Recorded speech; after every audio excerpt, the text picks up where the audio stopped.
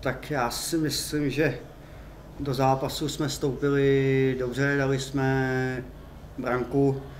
To utkání jsme první půli hlídali, myslím si, že bez nějakých vážnějších problémů. Přidali jsme druhý gól.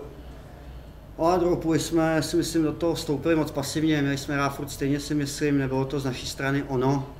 Ale pak nás asi uklidnil ten třetí gól a už tam bylo i víc příležitostí, které jsme mohli vyřešit, ale samozřejmě do toho třetího gólu tam Chrudim držel balon a docela nás zrobili, takže tohle si musíme pohlídat, ale myslím si, že ten výkon byl asi suverénní a suverénně jsme, nebo zaslouženě jsme to utkání zvítězili. Děkuji, poprosím dotazy. Kubo, troufnu si říct, že to je takový vítězství, který jste pak potřebovali po těch 4 zápasech, po těch 4 kolech, takový vysoký. Jo, samozřejmě, tak my jsme do toho utkání šli, že nebereme nic jiného než vítězství a nemohli jsme si dovolit už klopítnout a jsem rád za to, že jsme to zvládli.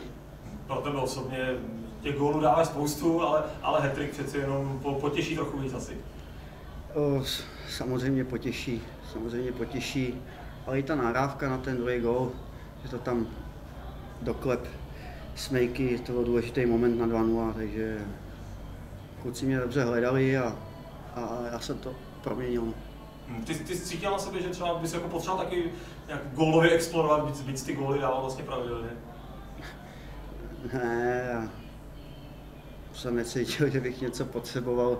Já jsem věřil, že při vší úctě k Chrudimi, že to prostě dneska musíme zvládnout a věřil jsem tomu už včera na tréninku, že prostě do toho půjdeme naplno a že to zvládneme. Všechno takový umístění. Měl jsi čas se jako rozmyslet při těch gólech, nebo jak se to se běhlo? Tak ty dvě situace byly zrovna spolu, my jsme to trénovali před 2 dněma na tréninku, takže zásluha Poliho, že jsme měli specializovaný trénink na tady ty situace, ale myslím si, že v těch situacích jsem silný, zádama k bráně a prostě jsem věděl, co chci udělat, takže to nebyly asi náhodný góly. Vypadalo to, že v té druhé půlce, když jste neměli ten souvislosti, tak asi do toho střídání, evidentně Valemusa, ale prostě tady střídání, že to je prostě hráč, který zase tomu dá něco navíc, že to pomohlo.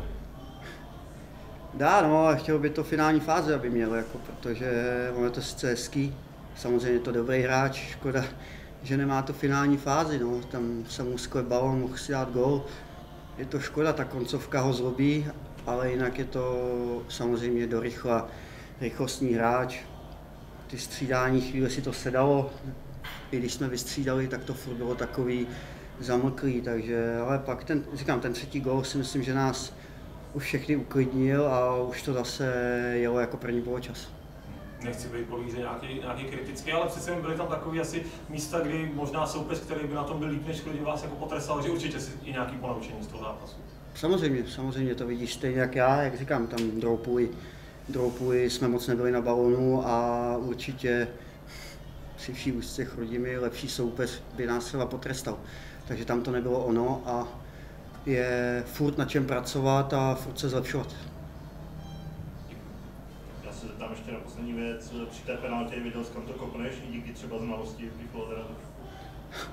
Ne, samozřejmě problesklo mi hlavou, co se tady stalo. Takhle jsem to měl dát minulý rok, no, ale abych řekl pravdu abych řekl, tak chtěl jsem jí dát doprostřed, ale pak jsem viděl, že Fóďa už padá, tak jsem to sklopil dolů a první myšlenka byla úplně jiná, než pak provedení, když Fóďa šel na zem, takže jsem to pak v průběhu kopu změnil. A nic nezaváhal, že bys šel kopat ty?